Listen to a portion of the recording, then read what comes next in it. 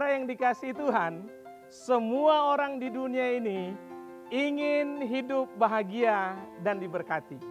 Saya ingin memberitahukan kuncinya kepada saudara. Bagaimana untuk hidup berbahagia dan diberkati Tuhan. Firman Tuhan akan memberitahukan kita 5 kunci hidup berbahagia dan diberkati. Tentu kita akan melihat contoh-contohnya dalam Alkitab. Apa yang Alkitab katakan tentang orang-orang yang hidup berbahagia dan diberkati Tuhan. Saya memberikan 5 kunci dan ini kunci pertamanya. Kunci pertamanya adalah untuk berbahagia dan diberkati Tuhan harus merelakan. Sekali lagi, merelakan. Bahkan perlu merelakan sekalipun itu kelihatannya akan rugi dan melanggar hak kita. Contoh dalam Alkitab, bagaimana Abraham merelakan haknya diambil oleh Lot. Lot akhirnya memilih dan mendapatkan bagian tanah yang terbaik. Saya baca ayatnya dalam Kejadian 13, ayat 8 sampai ayat 11. Maka berkatalah Abram kepada Lot, janganlah kiranya ada perkelahian antara aku dan engkau, dan antara para gembalaku dan para gembalamu, sebab kita ini kerabat. Bukankah seluruh negeri ini terbuka untuk engkau? Baiklah, pisahkan dirimu daripadaku. Jika engkau ke kiri, maka aku ke kanan. Jika engkau ke kanan, maka aku ke kiri. Lalu Lot melayangkan pandangnya dan dilihatnya lah bahwa seluruh lembah Yordan banyak airnya, seperti taman Tuhan, seperti tanah Mesir sampai ke Zoar. Hal itu terjadi sebelum Tuhan memusnahkan Sodom dan Gomora. Sebab itu, Lot memilih baginya seluruh lembah Yordan itu. Lalu ia berangkat ke sebelah timur dan mereka berpisah. Siapa Abram, siapa Lot? Abram, yang kemudian menjadi Abraham namanya, adalah paman dan Lot keponakan. Ceritanya, Tuhan memanggil Abraham, pergilah dari tanahmu ke negeri yang akan kujanjikan kepadamu. Dan aku akan membuat engkau menjadi bangsa yang besar. Aku akan memberkati engkau. Abram mendapatkan panggilan Tuhan. Abram dijanjikan oleh Tuhan untuk dijadikan bangsa yang besar. Dan akan diberkati berlimpah-limpah. Sehingga melalui Abram atau melalui Abraham, seluruh bangsa, seluruh umat di muka bumi akan diberkati. Pada waktu Abraham taat pada janji Tuhan, taat pada panggilan Tuhan, dia keluar dari negerinya. Dia bawalah Lot, keponakannya. Saya dapat membayangkan Lot yang masih belasan tahun, masih remaja, yang belum tahu apa-apa, belum tahu kerja, dibawa oleh pamannya Abraham. Dalam pemikiran sang paman, aduh ini keponakanku, kalau dia terus di negeri ini, mau jadi apa masa depannya? Dibawalah keponakannya itu. Apa yang terjadi? Ketika Abraham diberkati, Lot juga ikut diberkati. Bisnis mereka apa? Bisnis mereka beternak, menggembalakan kambing domba. Alkitab mengatakan mereka kemudian sama-sama menjadi kaya. Sama-sama punya banyak kambing, domba, ternak, lembu dan sebagainya. Sampai terjadi perkelahian. Nah, coba kita menempatkan diri kita di cerita ini. Ceritanya adalah Abraham membawa Lot dan kemudian Lot juga ikut menjadi kaya. Seharusnya bukankah Lot yang harus mengalah? Bukankah Lot yang bilang, oh Om Abraham mohon maaf, saya akan menertibkan gembala-gembala saya, anak-anak buah saya. Tapi tidak. Perkelahian dibiarkan terus. Sampai pada titik di mana Abraham bilang kita harus pisah. Tapi Abraham kasih kesempatan kepada Lot untuk memilih duluan. Dan Lot memilih yang terbaik. Tanah yang terbaik yang harusnya menjadi haknya Abraham. Merelakan.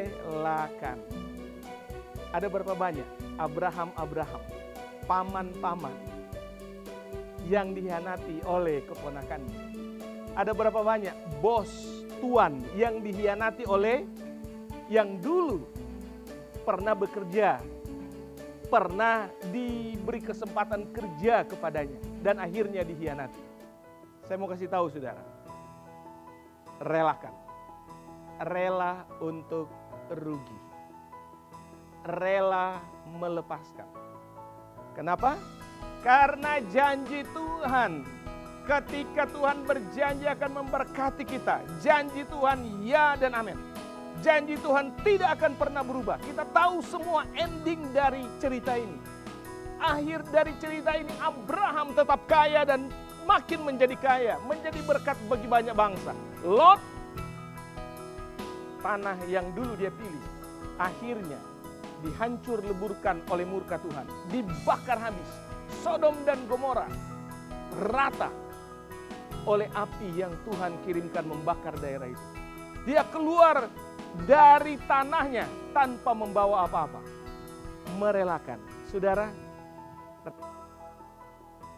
merugikan kita, orang-orang yang pernah merugikan bisnis Anda, lupakan mereka dan relakan. Merelakan adalah kunci untuk hidup berbahagia. Kunci yang kedua untuk hidup bahagia adalah pura-pura tuli. Katakan sekali lagi bersama saya, pura-pura tuli. Saya kasih contoh yang dilakukan oleh Saul ketika dia dipilih Tuhan untuk menjadi raja. Orang-orang Dursila, orang-orang jahat di Yehuda itu nggak suka, nggak senang sama dia. 1 Samuel 10 ayat 27 bilang begini. Tetapi orang-orang Dursila berkata, masakan orang ini dapat menyelamatkan kita? Mereka menghina dia dan tidak membawa persembahan kepadanya. Tetapi ia pura-pura tuli. Saul pura-pura tuli, tidak mendengarkan pelecehan, penghinaan dari bangsanya, dari orang-orang yang sebenarnya dia menjadi raja atas mereka. Tapi dia tidak menghiraukan tuh, dia pura-pura tuli. Seringkali kita harus memakai prinsip ini. Ada begitu banyak orang yang tidak akan senang dengan apapun yang Anda lakukan, orang tidak akan senang. Anda melakukan yang baik, orang tidak senang, apalagi melakukan yang tidak baik. Sudah melakukan yang baik, enggak senang. Melakukan yang terbaik, orang juga tetap ada yang mengkritik, orang juga tetap ada yang mengecam. Caranya untuk menjaga hati supaya tetap bahagia, pura-pura tuli. Kata anak zaman now, EGP emang gue pikirin. Nah itu ada dasar firmannya loh saudara. Kita harus pura-pura tuli. Sekali lagi katakan bersama saya, pura-pura tuli. Benar, puji Tuhan.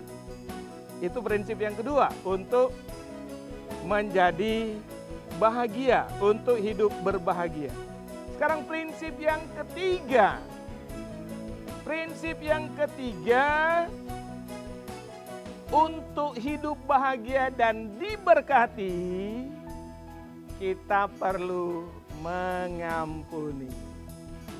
Sekali lagi, katakan bersama saya, mengampuni. Nah, ceritanya bersambung ini. Raja Saul yang baru menjadi raja kemudian dilecehkan, Orang tidak mau membawa persembahan kepadanya, bahkan melecehkan dia. Rupanya Raja Saul itu dia menang perang. Dia pergi berperang dan menang perang, mendapatkan legitimasi. Pemerintahannya atau kedudukannya sebagai raja kemudian diterima bulat oleh semua bangsa Israel. Yang terjadi adalah para pendukung Saul, para loyalis Saul yang sudah mendapatkan bukti bahwa ini raja terbaik, ini raja, dia sudah membuktikan dirinya bisa memimpin dan menyelamatkan Israel. Mereka lah yang kemudian sakit hati dengan orang-orang Dursila yang sebelumnya menghina dan melecehkan Raja Saul. Saya baca ayatnya. 1 Samuel 11 ayat 12 dan 13. Lalu berkatalah bangsa itu kepada Samuel, siapakah yang telah berkata, masakan Saul menjadi raja atas kita? Serahkanlah orang-orang itu supaya kami membunuhnya. Wow. Rakyat marah. Siapa itu yang sebelumnya melecehkan dan menghina Raja Saul? Serahkan orang-orang itu, kami akan membunuhnya. Tahukah saudara apa yang dilakukan oleh Raja Saul? Oh, kalau saya yang jadi Raja Saul, ini kesempatan untuk balas dendam, bukan? Tapi bukan itu yang dilakukan oleh Raja Saul. Di ayat 13, 1 Samuel 11 dibilang gini.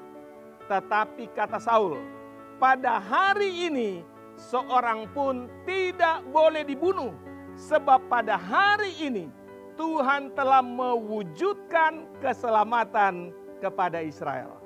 Wow. Ini statement mengampuni. Saul bukan hanya pura-pura tuli. Banyak orang kan yang pura-pura tuli, pura-pura nggak mendengarkan. Tapi ketika ada kesempatan untuk balas dendam, dia balas dendam. Tapi tidak demikian dengan Saul. Dia mengampuni. Ketika tiba kesempatan untuk membalas dendam, sekalipun bukan Saul yang eksekusi, yang eksekusi orang lain. Orang lain yang marah. Kalau Saul diam aja, mati itu orang-orang yang sebelumnya menghina Saul. Tetapi Saul bilang tidak. Sehari ini tidak ada seorang pun yang boleh dibunuh. Dia mengampuni. Haleluya. Mengapa sih kita perlu mengampuni? Kita perlu mengampuni karena pengampunan itu, saudara, itu adalah detox untuk jiwa. Detox, pembersihan, membersihkan. Biasanya kalau kita misalnya banyak minum obat-obatan, maka perlu ada detox. Kita perlu banyak minum air putih, perlu contoh minum air kelapa muda supaya racun-racun dalam tubuh akibat kebanyakan obat, kebanyakan radikal bebas itu didetox, dibersihkan. Dalam jiwa perlu didetox juga. Didetox, dibersihkan dari kepahitan, dari sakit hati, dari dendam, dari kemarahan, dari ketidakpuasan. Nah, pengampunan itu adalah detox buat jiwa. Pengampunan itu adalah untuk membersihkan dan mengeluarkan racun-racun yang menggorogoti jiwa kita. Dan pengampunan itu sebenarnya berguna bukan untuk orang lain. Bukan untuk orang yang kita ampuni, bukan. Pengampunan itu untuk diri kita sendiri. Kadang-kadang kalau kita nggak mengampuni, orang yang bersalah pada kita itu, dia tidur enak, kitanya yang nggak bisa tidur. Bener kan? Pernah ngalamin nggak? Atau cuma saya yang ngalamin? Haleluya. Pengampunan, keuntungannya. Katakan sama-sama, untuk siapa? Untuk diri sendiri. Bukan untuk orang lain, tapi untuk diri sendiri. Nah, kita perlu mengampuni sebagaimana Bapa mengampuni kita. Kunci keempat dari hidup berbahagia dan diberkati Tuhan adalah berpikir positif. Nah, saya kasih contoh dalam Alkitab bagaimana cara berpikir positif yang baik. Itu dari sikap Raja Daud. Saya bacakan 2 Samuel 16 ayat 10 sampai ayat 12. Tetapi kata raja, apakah urusanku dengan kamu, hai anak-anak Zeruya? Biarlah ia mengutuk, sebab apabila Tuhan berfirman kepadanya, kutukilah Daud, siapakah yang akan bertanya, mengapa engkau berbuat demikian? Pula kata Daud kepada Abisai dan kepada semua pegawainya, sedangkan anak kandungku ingin mencabut nyawaku, terlebih lagi sekarang orang Benyamin ini, biarkanlah dia dan biarlah ia mengutuk. Sebab Tuhan yang telah berfirman kepadanya demikian. Mungkin Tuhan akan memperhatikan kesengsaraanku ini dan Tuhan membalas yang baik kepadaku sebagai ganti kutuk orang itu pada hari ini. Saudaraku, berapa sering kita dihina? Berapa sering kita dizolimi? Berapa sering kita dikutuk oleh orang? Tentu kita pernah mengalami ini kan? Bagi saudara yang sedang menonton bersama teman, coba tanya ke teman, ke saudara, ke kakak atau ke adik di samping saudara. Pernah dikutuk nggak? Iya, coba tanya. Pernah dikutuk nggak? Tanya gitu. Nah sekarang balik. Korban kutuk atau pelaku kutuk nih? Kalau jadi korban oke, tapi jangan jadi pelaku ya. Itu nggak boleh. Sekarang kita akan lihat bagaimana seorang raja ketika dia dikutuk oleh Simei. Konteks cerita ini, Raja Daud harus keluar dari Yerusalem, harus meninggalkan istananya karena dia dikejar-kejar oleh Absalom, anaknya ingin dibunuh dan ingin dikudeta. Dia harus keluar dari Yerusalem, dan ketika dia keluar dari istananya dari Yerusalem, Simei mengutuki Daud dengan kutukan yang sangat-sangat kejam. Sampai-sampai pengawalnya bilang, biarkanlah kami membunuh anjing mati itu. Kalau kita baca ayat sebelumnya. Wow. Yang marah adalah para pengawalnya Raja Daud. Lalu apa kata Daud? Daud bilang, biarkanlah dia. Kalau Allah yang menyuruh dia untuk mengutuki saya, siapakah kita yang mau melarang orang itu mengutuk? Luar biasa. Saudara, bukankah kita sering mengalami ini? Kita sakit hati, kita terluka. Karena orang-orang membenci, orang-orang mengutuk, orang-orang menghina, orang-orang mengecam. Seringkali bahkan orang tua kita sendiri mungkin, orang yang paling dekat dengan kita. Waduh, selalu mengkritik, selalu menghina. Kita sudah melakukan yang terbaik, tapi tetap dihina, tetap dikutuk, tetap dikecam. Dengar baik, jangan menyerah. Lawan itu dengan pikiran positif. Berpikir seperti Raja Daud. Raja Daud bilang, kalau Tuhan yang perintahkan dia mengutuk, saya tidak bisa buat apa-apa. Saya cuma berdoa, biarlah kutuknya itu berubah menjadi berkat buat saya. Itu yang harus kita pikirkan. Biarlah orang melempar kutukan bagaikan melempar batu ke kita. Kita doa, Tuhan ubah batu kutukan itu menjadi roti berkat bagi saya. Sehingga semakin banyak lemparan kutukan, semakin banyak juga berkat untuk kita. Amin saudara. Katakan sama-sama, amin. Haleluya. Sekarang poin yang kelima. Poin yang kelima,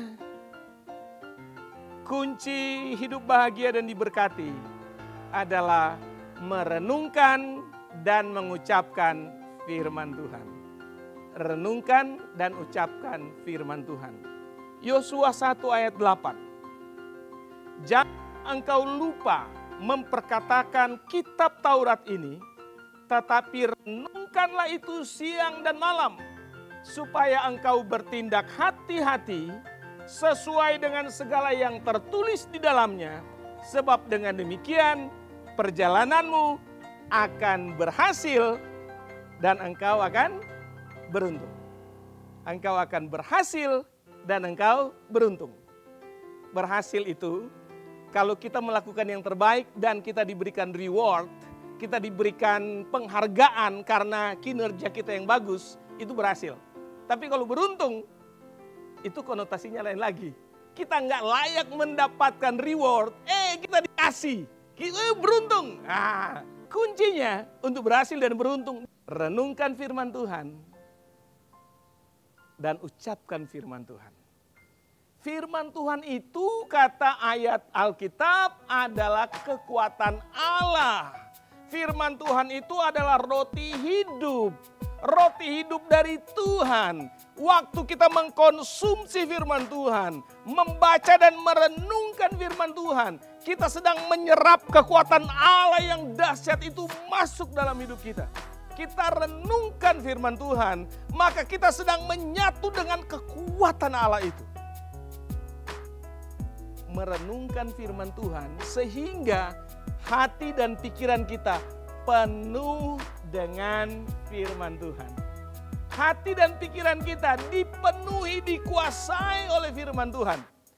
Dan tidak akan ada tempat lagi buat ketidakbahagiaan, kecemasan, ketakutan. Gak punya tempat lagi untuk masuk dalam kita. Karena dalam hati dan dalam pikiran kita semuanya sudah dipenuhi dengan firman Tuhan. Lalu dari hati dan pikiran yang sudah penuh dengan firman Tuhan, keluarkan.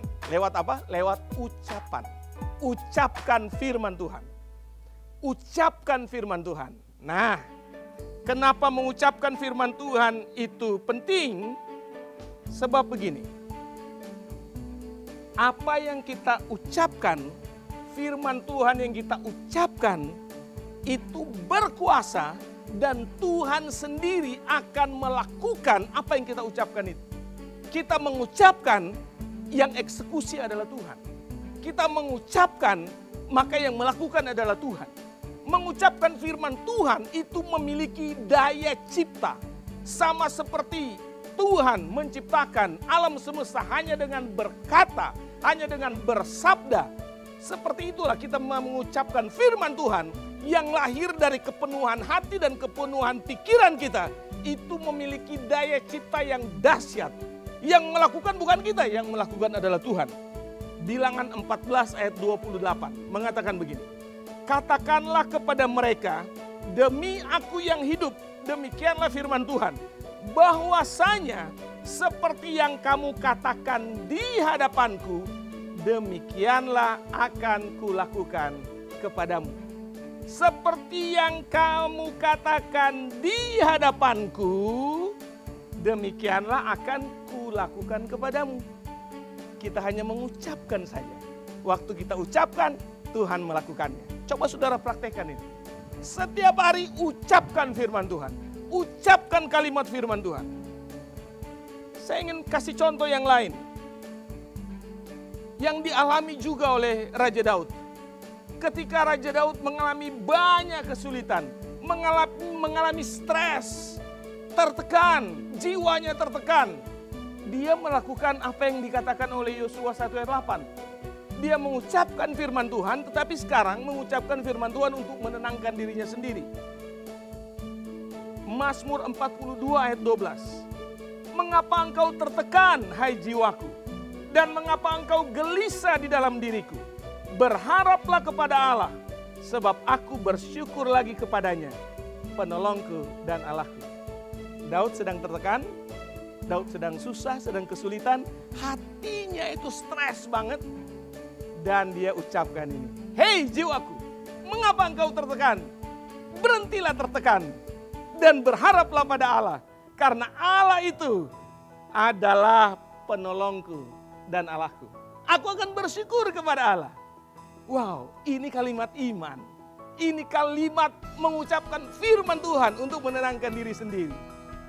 Saya ingin kasih tahu, sebenarnya pada waktu kita mengucapkan firman Tuhan untuk diri kita sendiri, untuk menenangkan diri kita sendiri, maka kita itu sedang melepaskan zat endorfin. Ada zat endorfin yang keluar dari kita, dan zat itu berfungsi untuk memberikan rasa tenang, untuk rileks, untuk tubuh tenang, untuk tubuh rileks. Kalau kita ucapkan firman Tuhan, menenangkan diri kita sendiri. Saudara, coba kita praktekkan waktu bangun pagi dan waktu tidur malam.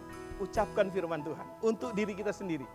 Apa yang kita ucapkan itu punya kuasa iman untuk mengubah sesuatu. Mari kita berdoa. Bapa di surga, hamba sudah menyampaikan firman-Mu. Biarlah firman-Mu tertanam dalam setiap hati yang mendengarkan. Sehingga 5 kunci kebahagiaan dan hidup diberkati akan dipraktekkan oleh semua pemirsa ini. Mereka akan mendapati hidup mereka berubah, cara berpikir mereka berubah, mereka diberkati, dan mereka berbahagia.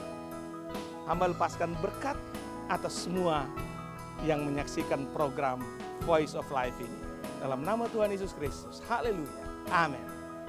Saudaraku, teruslah bersama kami di Voice of Life. Karena sama seperti namanya, ini adalah suara kehidupan yang memberikan kehidupan rohani bagi saya dan saudara. Shalom, Tuhan memberkati kita semua.